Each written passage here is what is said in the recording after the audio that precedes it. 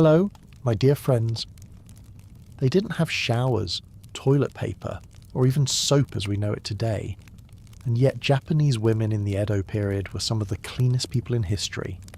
While much of the world was bathed in stench and perfume to mask their filth, these women developed a system of hygiene based on quiet habits, folk remedies, and daily discipline. No machines, no chemicals, no shortcuts. What did they know that we've forgotten tonight? We'll step into a world of steam, clothes, and secrets to discover how they kept themselves clean in a dirty age. So, before you get comfortable, take a moment to like the video and subscribe, but only if you genuinely enjoy what I do here. And let me know in the comments where you're tuning in from and what time it is for you. It's always fascinating to see who's joining us from around the world. Now, dim the lights, maybe turn on a fan for that soothing background, and let's embark on this journey together tonight.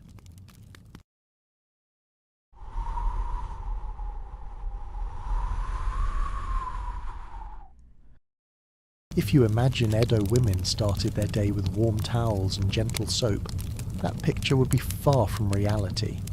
In most homes, the first task after waking up was to head toward the corner where a ceramic water jar stood waiting.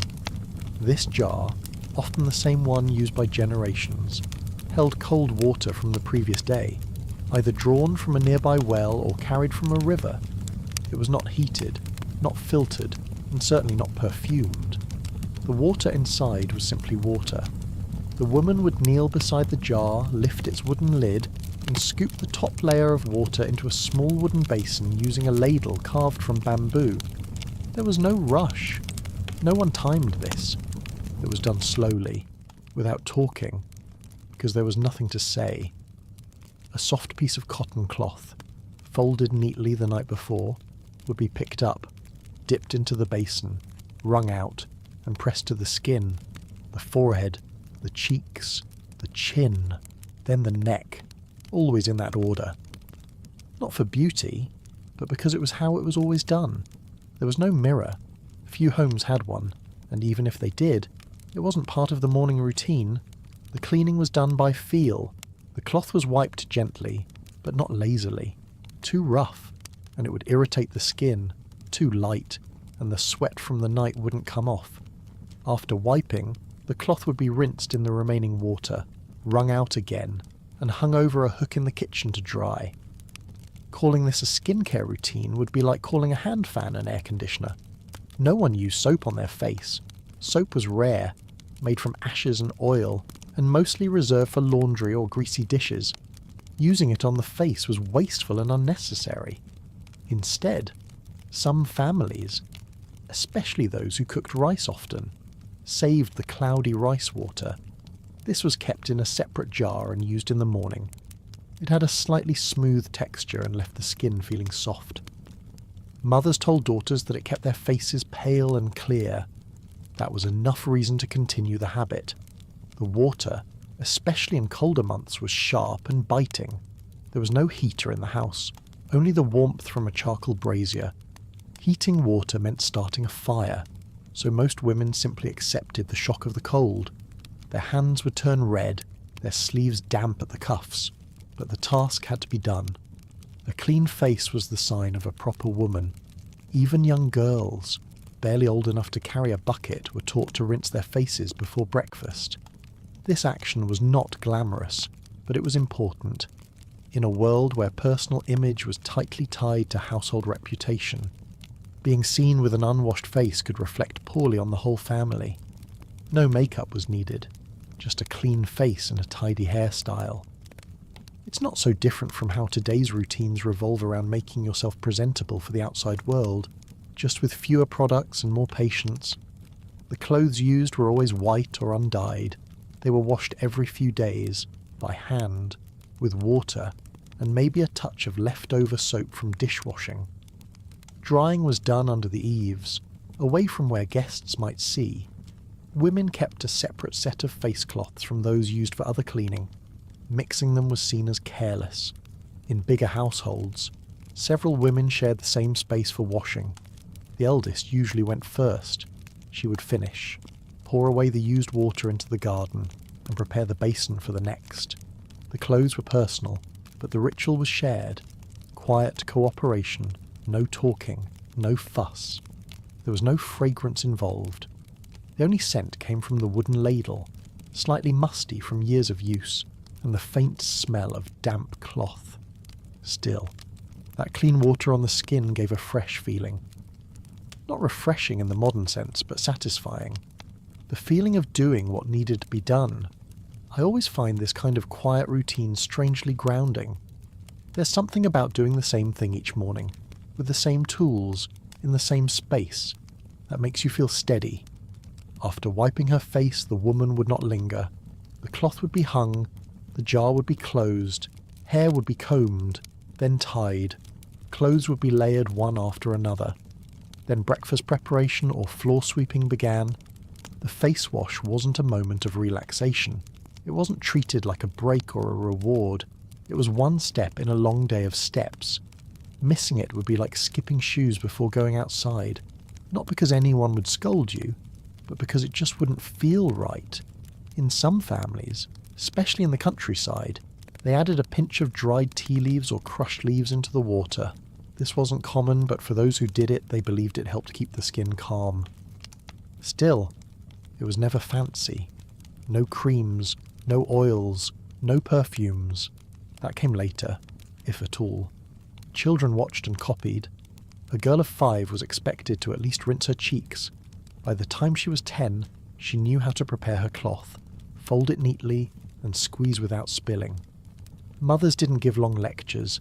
They just showed by doing. This kind of care, small and consistent, helped shape how women carried themselves for the rest of the day. They might wear the same kimono all week, but their face in the morning had to be clean. Next, we'll step into the wooden bathing rooms of Edo homes, where tubs were shallow, steam was rare, and cleanliness meant something very different from comfort. Once the face was wiped clean and the morning chores were done, most Edo women would not think about bathing until the end of the day, after cooking, cleaning, folding clothes, and finishing any work in the garden or home. The final task was to prepare the bath. This was not a long soak in hot water or a luxurious ritual. It was a short, quiet wash using a small wooden tub in a corner of the house, often behind a curtain or in a side room with a wooden floor. The water used for bathing had to be heated on a fire, usually the same fire used for cooking dinner. When the food was finished and the flames were still hot, a large iron pot was placed over the embers to boil water. Once warm enough, the water was carried carefully into the bathing space, usually in a wide-mouthed bucket. It was then poured into a shallow tub made of cypress or cedar. These tubs were small, not deep enough to sit in. Most women bathed by kneeling beside them, using a ladle to scoop water over their bodies. There were no bathrooms as we know them, no tiled walls or drains. The floor was wiped afterward to prevent dampness. The tub sat directly on wood, and a small cloth was spread out nearby to hold the soap substitute, usually a pouch of rice bran. There was no expectation of steam, no candlelight, no scented oils.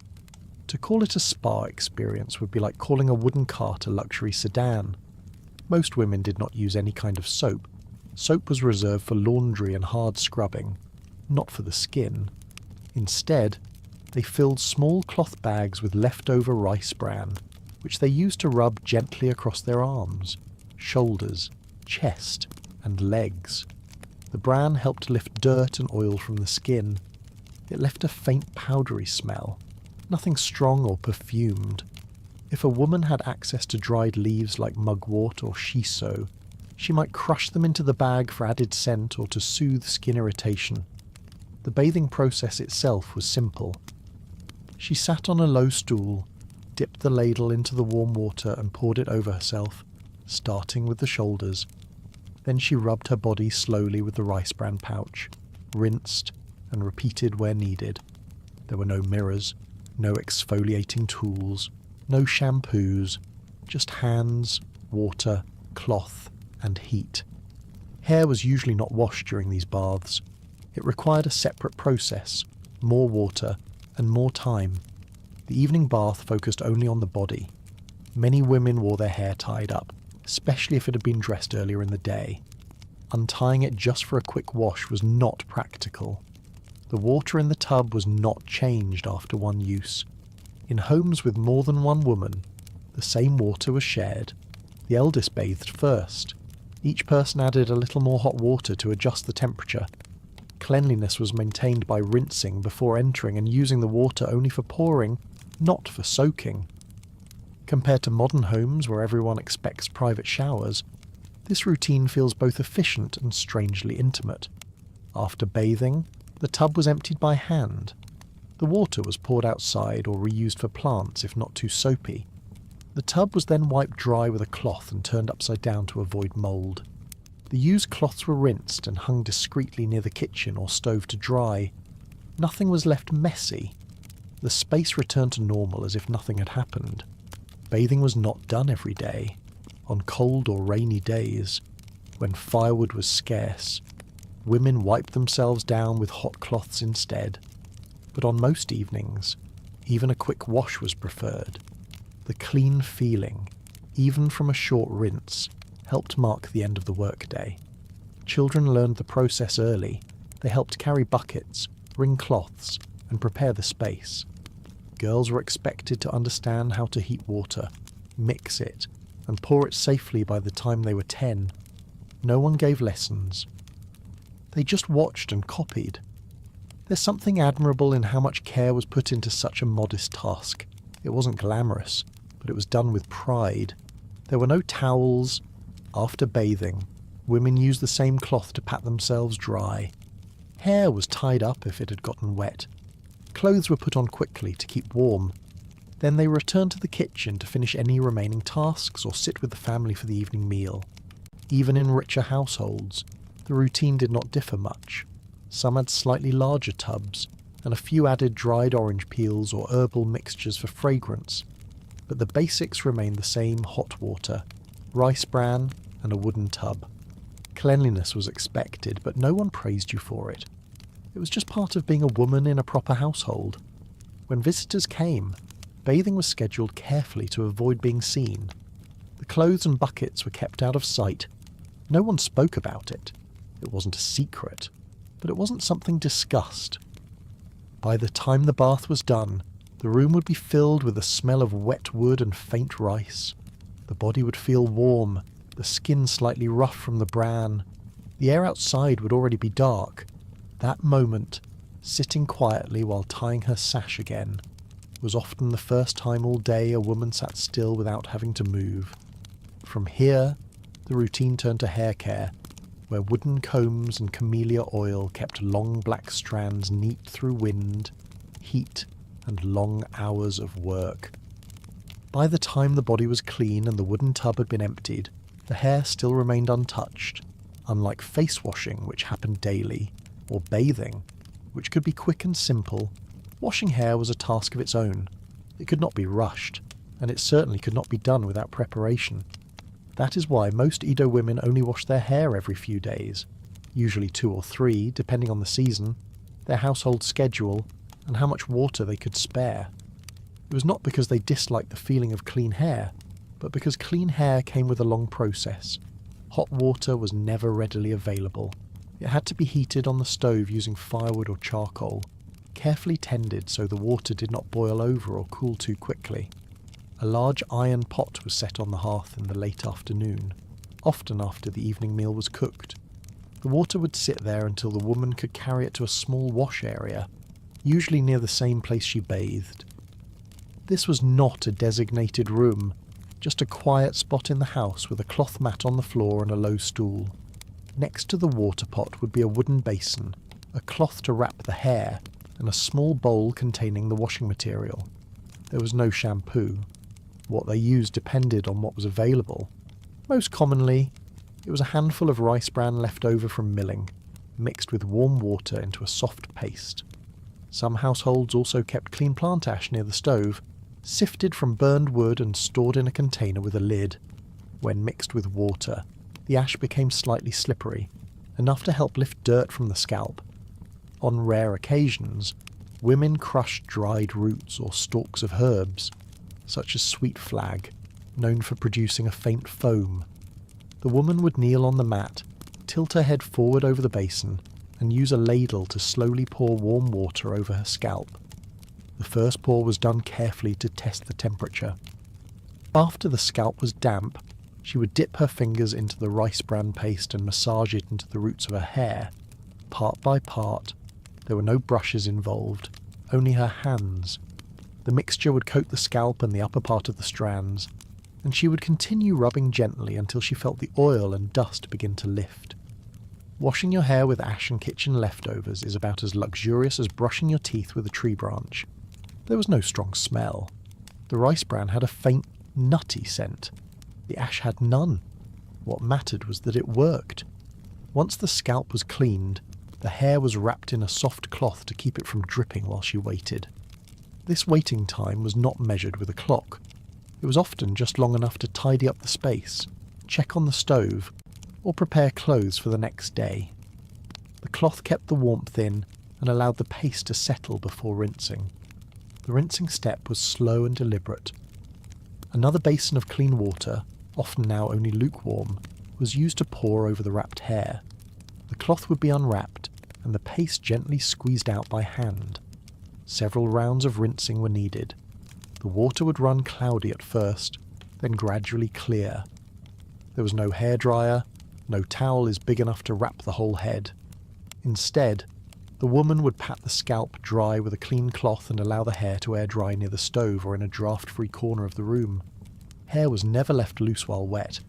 It was either braided loosely or wrapped again until it dried. Even in summer, walking around with wet hair was avoided. In winter, it was unthinkable. The risk of catching a cold was too high, and everyone in the house would notice. So the drying process was built into the evening routine. Women sat near the fire while preparing sewing or folding linen, allowing time and heat to do the work. Compared to today, when a button starts a dryer and 10 minutes later your hair is perfect, this slow method feels like an entirely different world. Once dry, the hair was combed with a boxwood comb, but that came later. First came oiling. Clean hair was prone to tangling and needed moisture to stay in place. A small amount of camellia oil, stored in a ceramic bottle or lacquered pot, was poured onto the palm and spread lightly through the hair. It added weight and shine, and more importantly, made the strands easier to manage. The oil was never overused. Too much would stain the pillow or the inner layer of the kimono. Women knew how to apply just enough. This was passed down by habit, not instruction. There was no mirror involved. The fingers and the feel of the scalp were enough. Once the oil was evenly distributed, the hair was ready to be combed and styled, a task saved for morning in most cases. Girls learned how to wash their hair by the time they were 10. They carried their buckets, mixed their bran, and tied their cloth wraps. Mothers did not give long speeches. They showed how it was done, once or twice, then watched their daughters repeat it. By the time a girl became a teenager, she was expected to care for her hair without help. The act of washing hair was not seen as personal pampering. It was simply something that had to be done, like sweeping the floor or cleaning the hearth. It kept the house in order and the body presentable. Hair was noticed. A greasy scalp or tangled knot would not go ignored, even if no one said anything directly. I find it quietly impressive how something as demanding as hair care has become just another ordinary part of the week. There were no fixed days for hair washing. It depended on the household's needs. If it rained, or if firewood was running low, the wash could be delayed. If there was a special event, like a visit to the shrine or a guest arriving, then hair would be washed ahead of time. Flexibility was necessary. There was no schedule hung on a wall, only the sense of what needed to be done and when. The entire process, from heating the water to drying the hair, often took over an hour. But no one complained.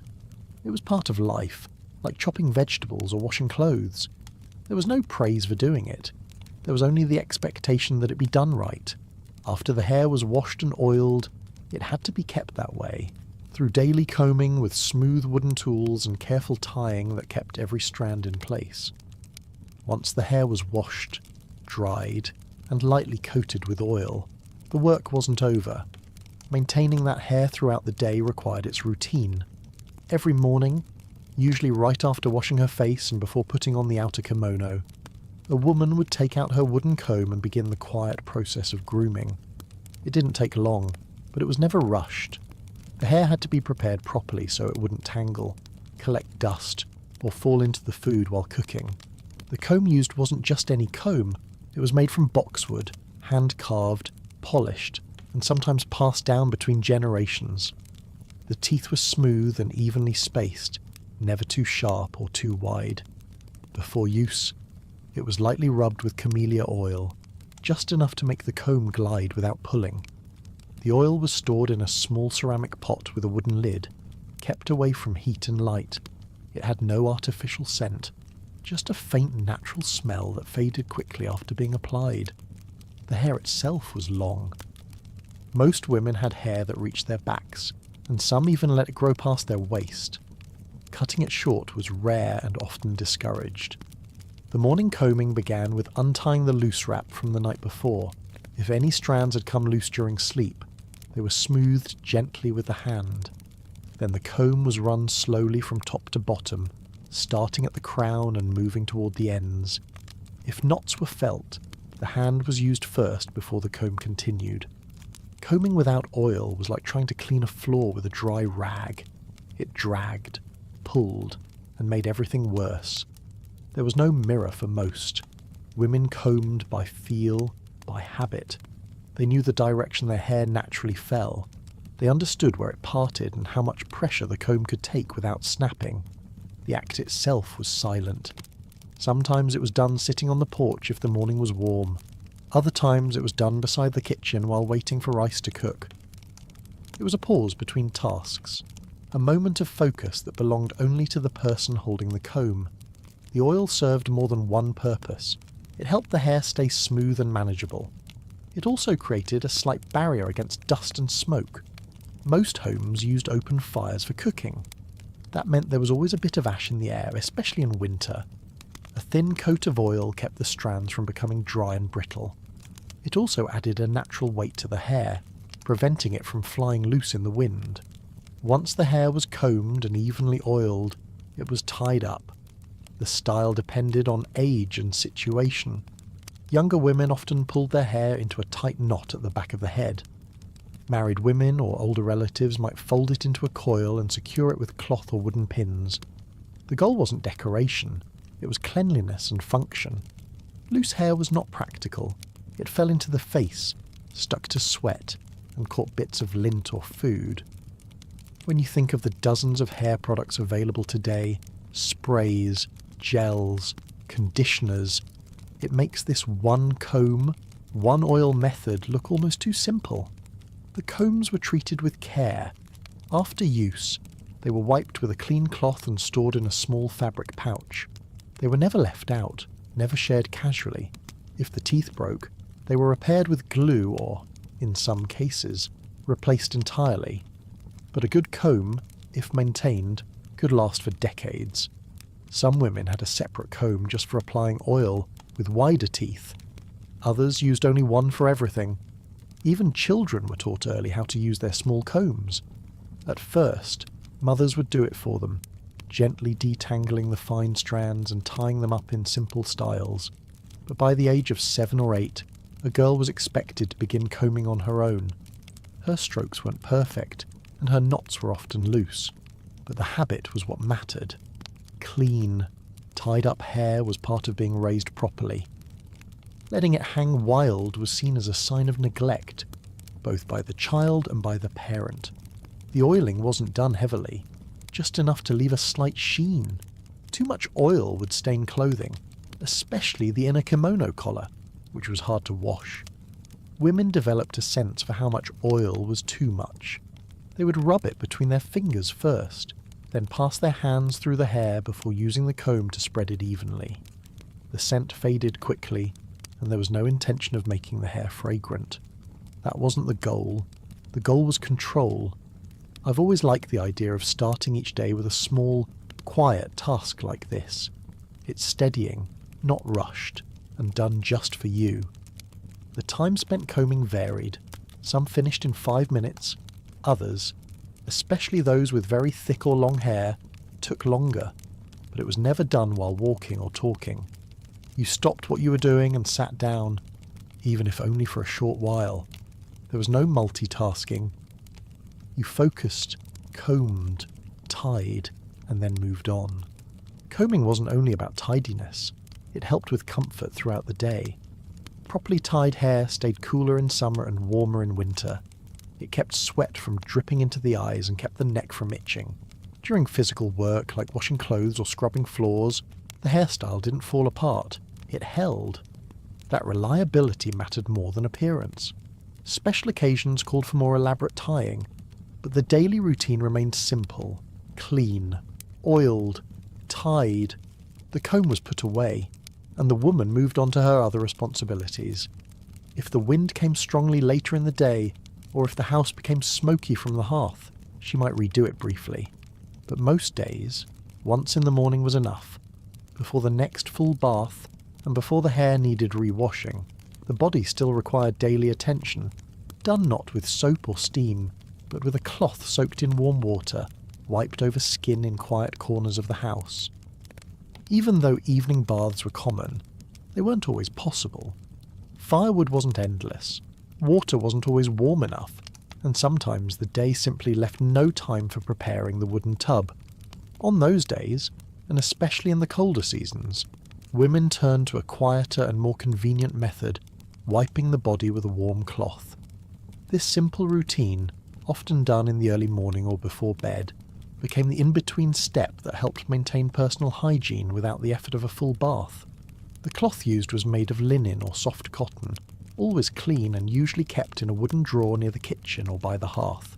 It wasn't large, just enough to fit across the palm when folded. Before use, a pot of water was heated on the stove. Not boiling, just hot enough to create light steam. The cloth was dipped in, wrung out carefully, and then folded again before being taken to a quiet part of the house. There was no special room for this. Sometimes it was done behind a screen, sometimes beside the hearth where the light and warmth made things easier. The woman would sit on a low stool, remove her outer layer, and begin wiping the skin, one section at a time. The neck came first, then the collarbone, underarms, arms, chest, back, and lower body. Each part was wiped gently but thoroughly. Calling this a bath would be like calling a teaspoon of water a flood. The areas focused on most were the ones that collected the most sweat: the neck, armpits, and back. These were not places often exposed to air during the day, so cleaning them regularly helped prevent odour and discomfort. In summer, the cloth might be used again in the afternoon after working outside. In winter, it often replaced the bath entirely. The cloth was rinsed and wrung out between each section. Some women kept 2 or 3 cloths for this purpose, especially if others in the household were also using the method. The clothes were never shared between people. Everyone had their own, marked by a sewn corner or dyed pattern. After use, the clothes were washed by hand and dried near the stove or outside in the sun, depending on the weather. There were no perfumes involved. Sometimes a few leaves were added to the water, like dried chrysanthemum or mugwort, but that was optional. Most of the time, it was just clean water and a well-used cloth. The warmth helped loosen sweat and dust. The wiping motion helped wake up the body and left the skin feeling fresh. It reminds me of how, even today, people use face wipes and call it skincare, just with a bit more plastic and a lot more packaging. In the coldest months, this method became essential. Heating enough water to bathe was difficult. The floors were cold, the wind slipped through the paper doors, and the idea of undressing completely was unpleasant. A quick cloth wipe, done while still partially dressed and near a heat source, made more sense. Women would prepare the cloth, warm their hands first, and clean only what was necessary. The rest could wait. This wasn't seen as cutting corners.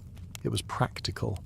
A well-maintained cloth routine was still considered clean, even without full immersion. It showed discipline. It required quiet effort and regularity.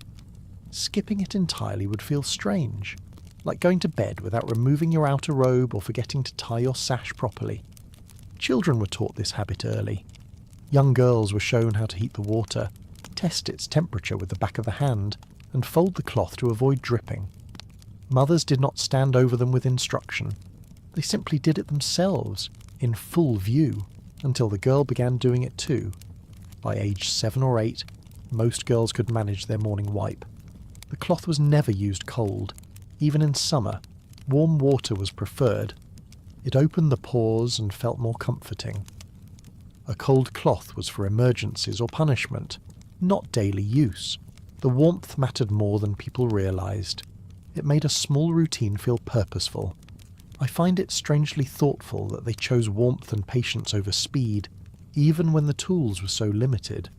On some days, this cloth cleaning was paired with a quick foot soak or a hand rinse. A separate basin was set aside for that. Women who had worked outside in sandals or picked vegetables in the garden often needed to clean their feet more thoroughly. But the same principles applied: no waste, no rushing, and always with care. Men in the household followed a similar method, but often less frequently, and with less attention to detail. For women, cleanliness was part of reputation. A wife or daughter who appeared dishevelled reflected poorly on the home. Even a servant girl was expected to look neat. So wiping the body each morning wasn't only about feeling fresh, it was about responsibility. The cloth itself mattered. It had to be soft but durable. Too thin, and it would tear after a few washes. Too thick, and it wouldn't dry in time. Most women had 2 or 3 cloths in rotation. Some were made from old clothing, repurposed after years of use. The edges were sewn to prevent fraying. Nothing was wasted. Even the water, once cooled, was sometimes used to rinse floors or water the garden.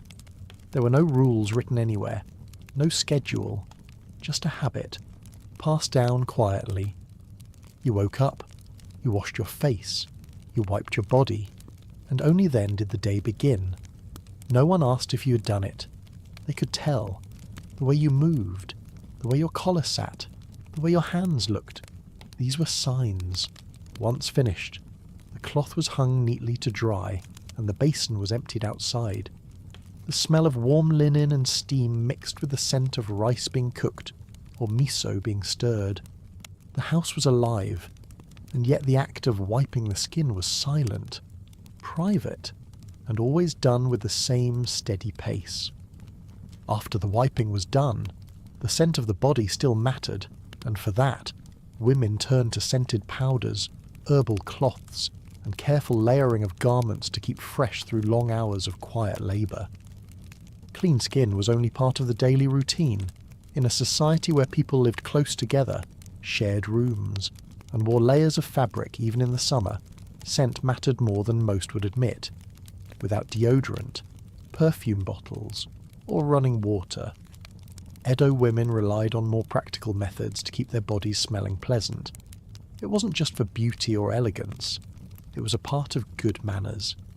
Being clean also meant smelling clean, even if no one ever said it out loud.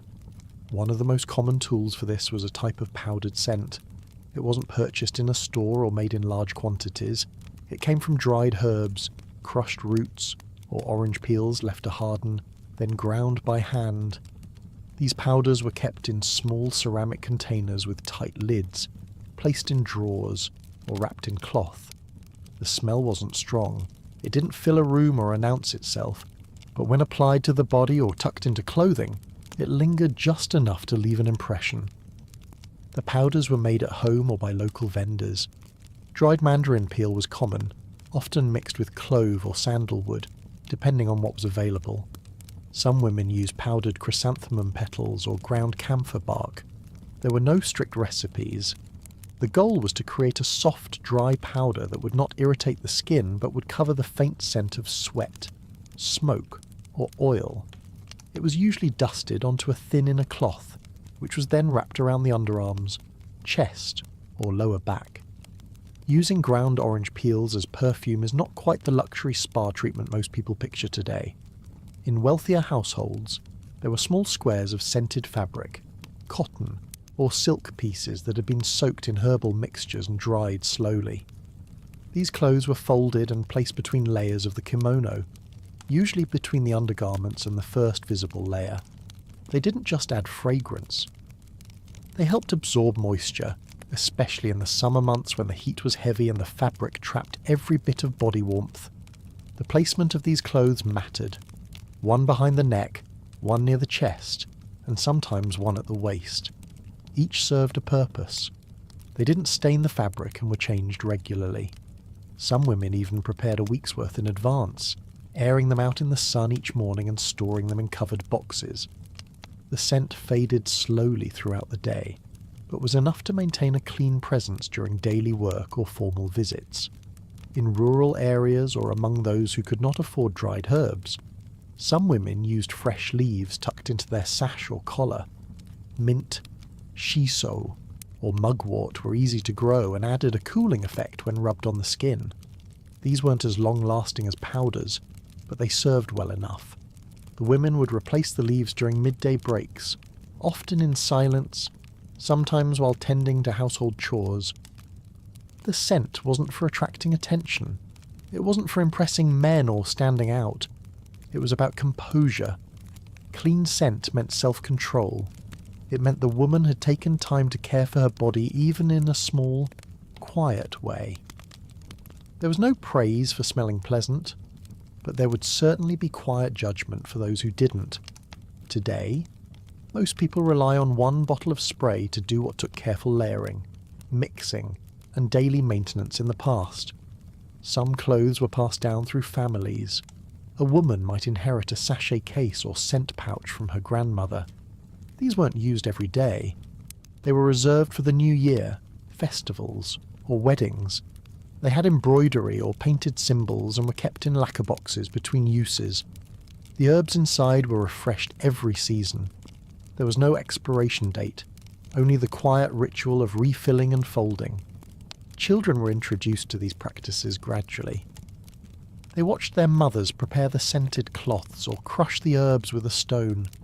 By the time a girl entered her teenage years, she had her small pouch or container. It wasn't a gift ceremony. It simply appeared one day, slipped into her drawer, with no announcement. From then on, she was expected to use it as needed. The scent was always subtle. If someone could smell it from across the room, it was considered excessive. That wasn't the goal. A faint, clean note when bending forward or reaching across the table was enough. It said the woman was attentive, disciplined, and respectable, not extravagant. What I like about this practice is how quiet it was. There was no showing off, no labels, just the thoughtfulness of staying fresh without needing to explain why. These powders and cloths were also used to mask other smells. The smell of fish from the kitchen, of smoke from the hearth, or of damp cloth in the rainy season.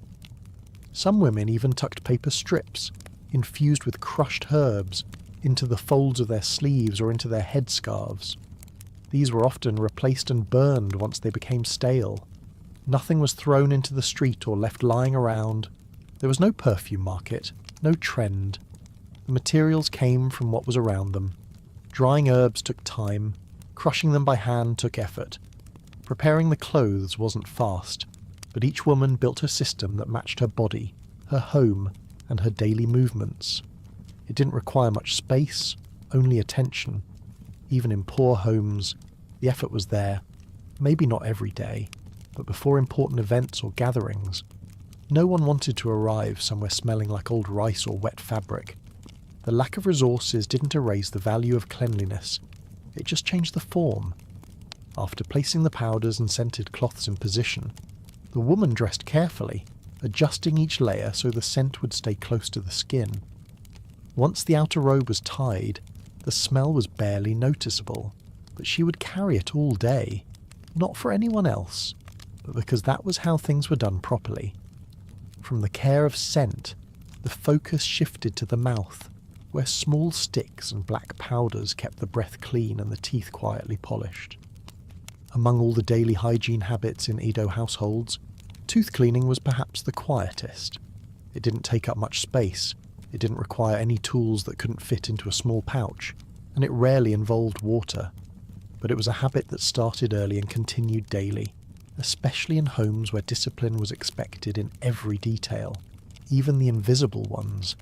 There were no toothbrushes made of plastic or with bristles. Instead, women used small wooden sticks, often carved from soft branches or bamboo. The end of each stick was chewed until it frayed slightly, becoming soft and flexible like a tiny brush. These sticks were prepared at home or bought in small bundles from street vendors. They were easy to carry, didn't cost much, and could be made fresh whenever needed. The brushing routine usually happened in the morning, after face washing and before breakfast. A small dish of charcoal powder was taken from a covered bowl.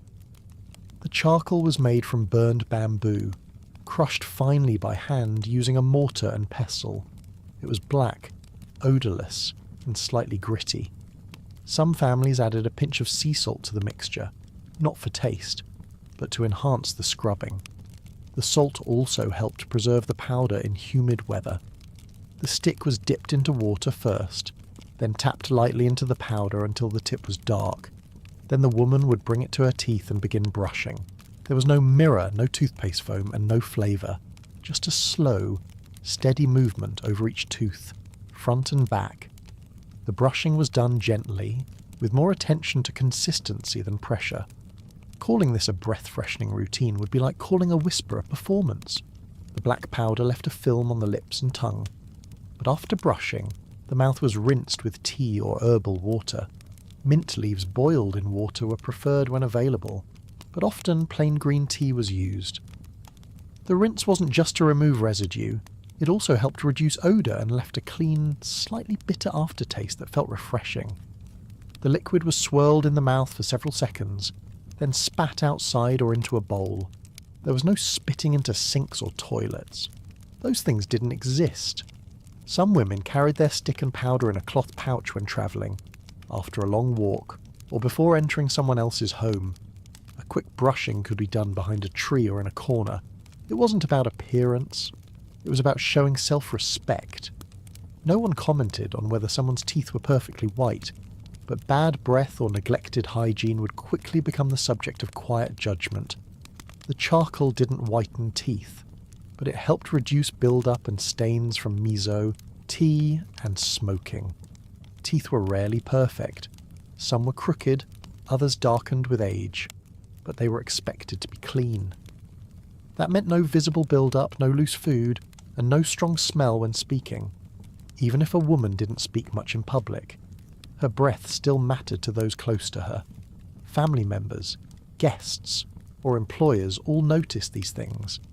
Today's shelves are full of mint gels, whitening strips, and tongue scrapers, making this little stick and powder method feel like something from a different planet. The toothsticks were used until they wore out, then thrown into the fire or into the garden. There was no waste. Some women had a habit of carving a small groove near the end of the stick so they could hang it on a hook or tie it with a string.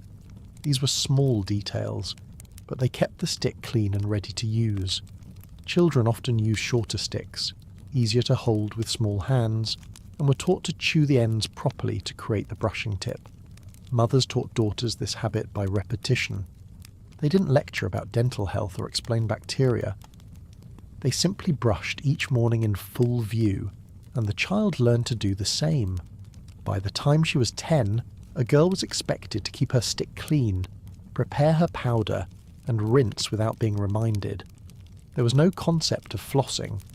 Food particles stuck between teeth were removed with fingers or a sliver of wood if needed. This was rare because meals were simple and rarely included sticky or processed foods. Most of what was eaten, like rice, vegetables, and broth, left a little residue, but if something stuck, it had to be removed quickly. No one went about the day with food in their teeth. That was considered careless. The powder itself was stored with care. Too much moisture ruined the texture. Most women kept it in a small lacquered container with a tight-fitting lid. It was never left open. If guests were in the house, the container was put away. Oral care, while routine, was not something done in front of others. It was private, and like many things in Edo households, it was handled quietly and without comment. I've always found this method oddly satisfying. It's not fancy, but it's efficient and surprisingly thoughtful. There were no sweeteners or artificial flavours in this routine. The goal wasn't to enjoy it. It was to keep the mouth clean and the body respectable. Even older women with missing teeth or worn enamel still kept their routine.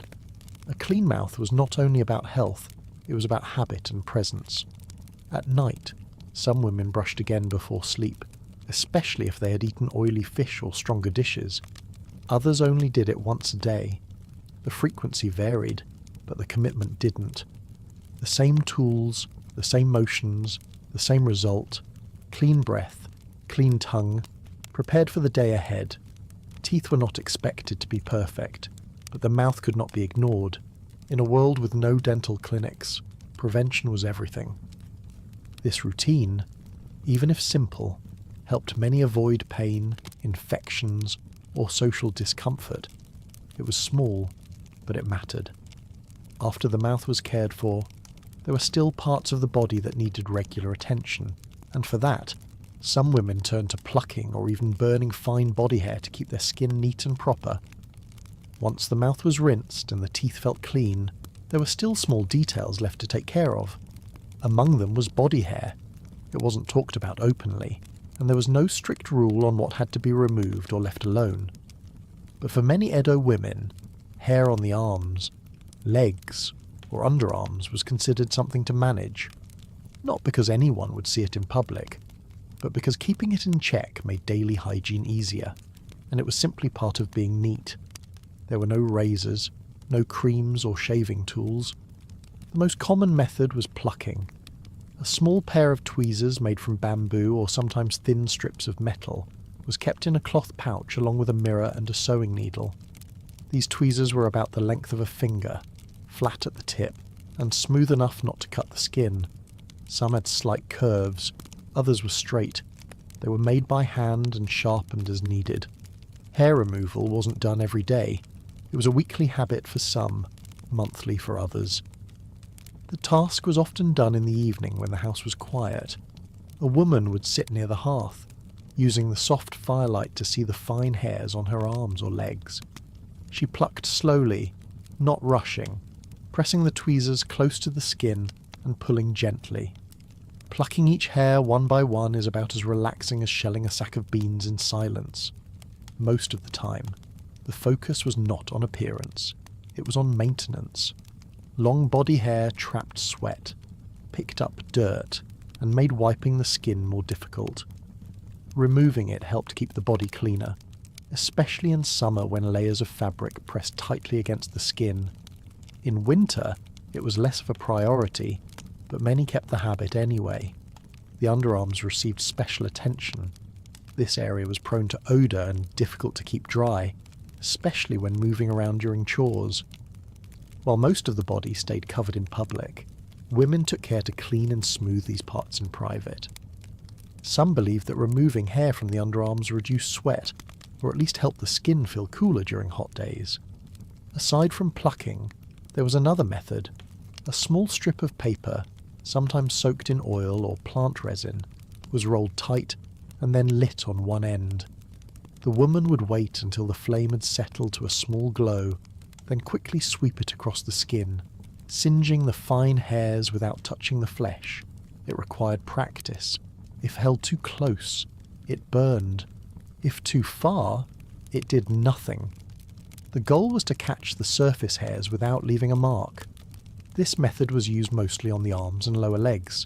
It was faster than plucking, but less precise.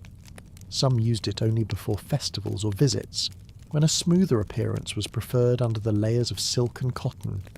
Others avoided it entirely, fearing burns or the smell of smoke that lingered afterward.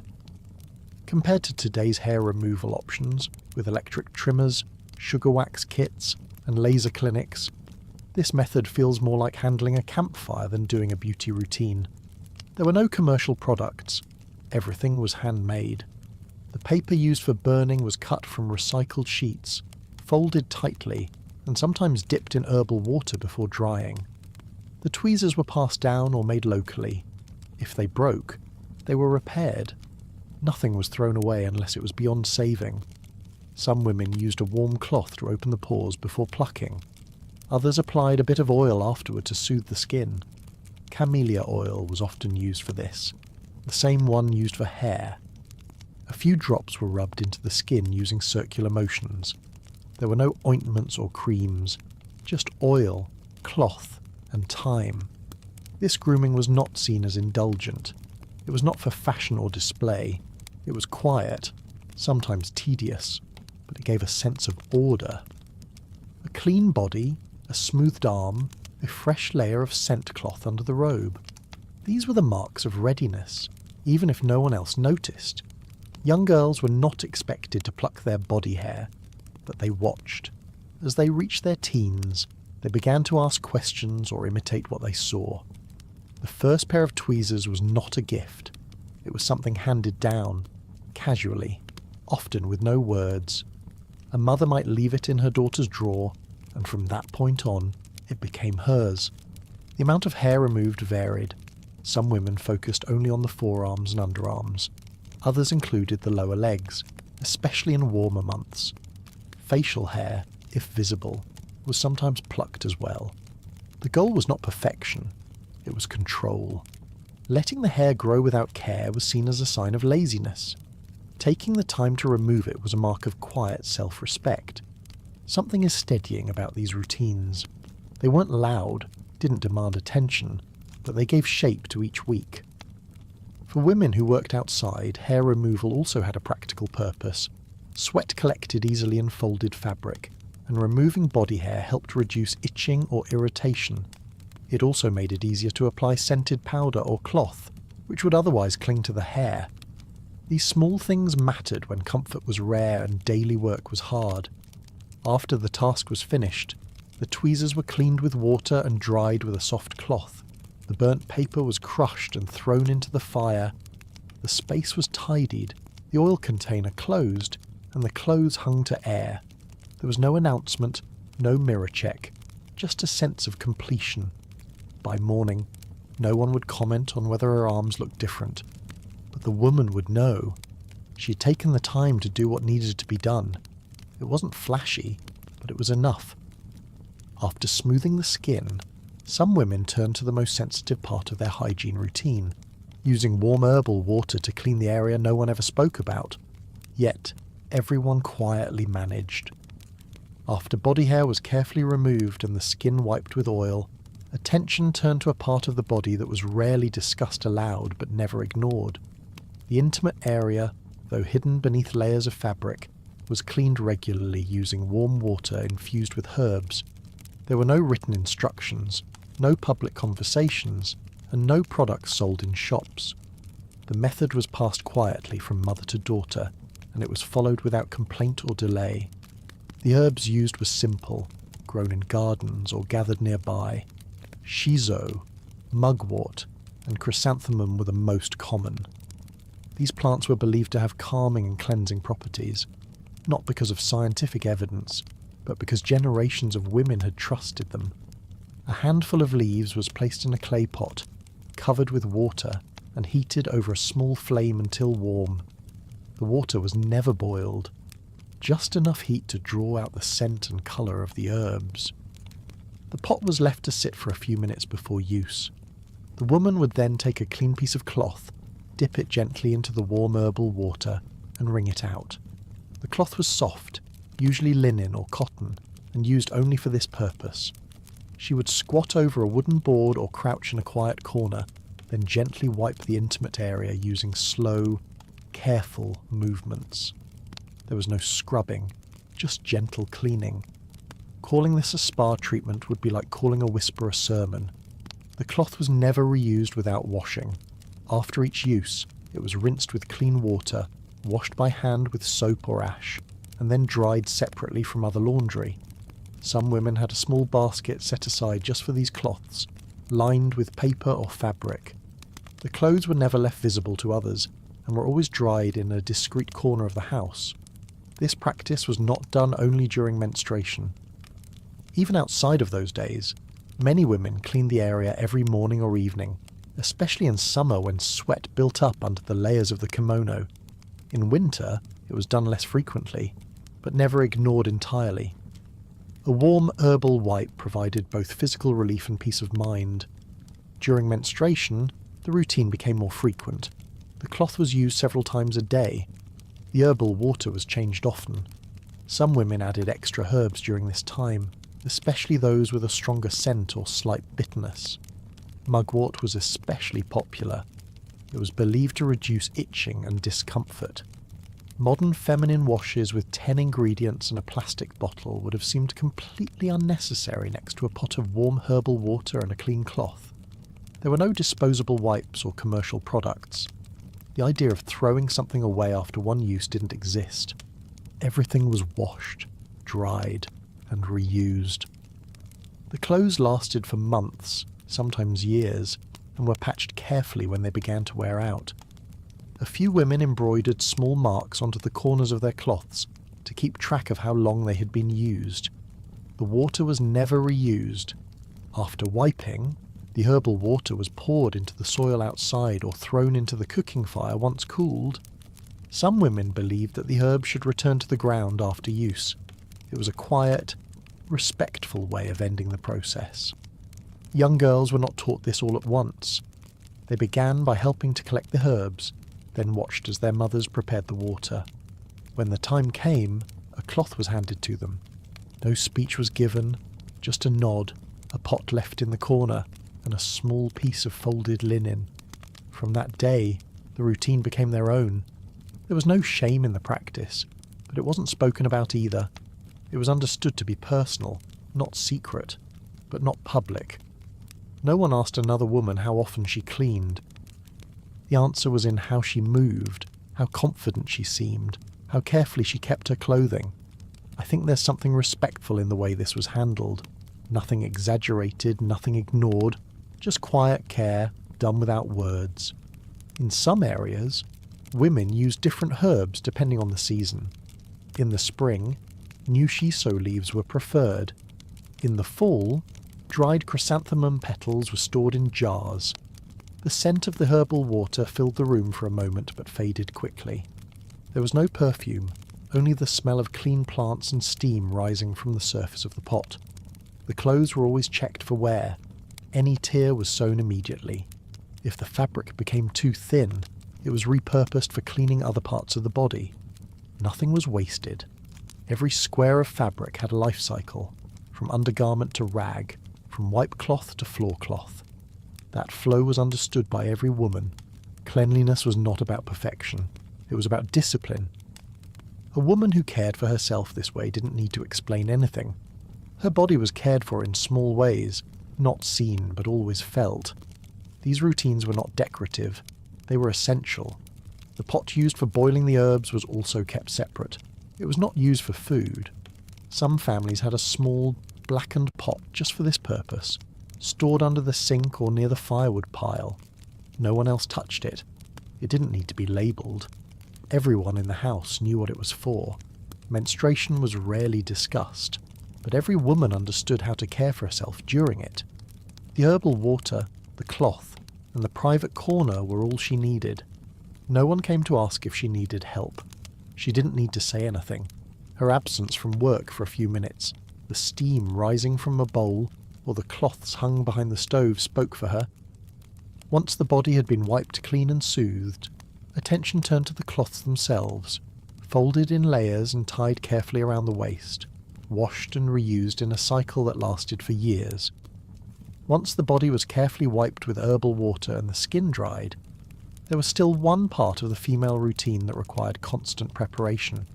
Menstruation, though rarely mentioned in public, was a part of life that no woman could ignore.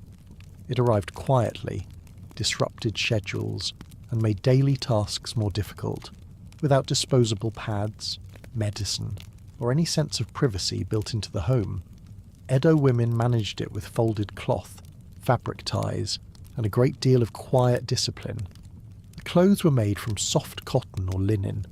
They were cut into rectangles, washed many times to soften them, and folded into thick layered pads. These layers were designed to be absorbent but still thin enough to wear under several layers of clothing. The edges were hemmed by hand. either with tiny stitches or overlocked seams to keep them from fraying. Most women kept a set of 5 or 6, enough to rotate during one cycle. These clothes did not stay in place on their own. They were held with fabric belts or waist ties, made from cotton or hemp, about a hand's width across. The cloth was placed against the body, then the belt was wrapped around the hips and tied securely at the back or side. There was no adhesive, no button, no snap, just tension and placement. Wearing layered cloth with no elastic is about as secure as trying to hold a book closed with a single ribbon. During heavy days, the clothes had to be changed often. A woman would excuse herself quietly and go to the corner of the house or the outdoor toilet area, where she could untie the belt, fold the used cloth, and replace it. The used cloth was folded inward to hide the stain, placed into a small drawstring pouch, and carried discreetly back to the laundry area. These pouches were made from soft, dark-coloured fabric. They were washed with the cloths, but stored separately. Some women added a bit of scented leaf or dried orange peel inside the pouch to mask odour, though that was not always possible. The point was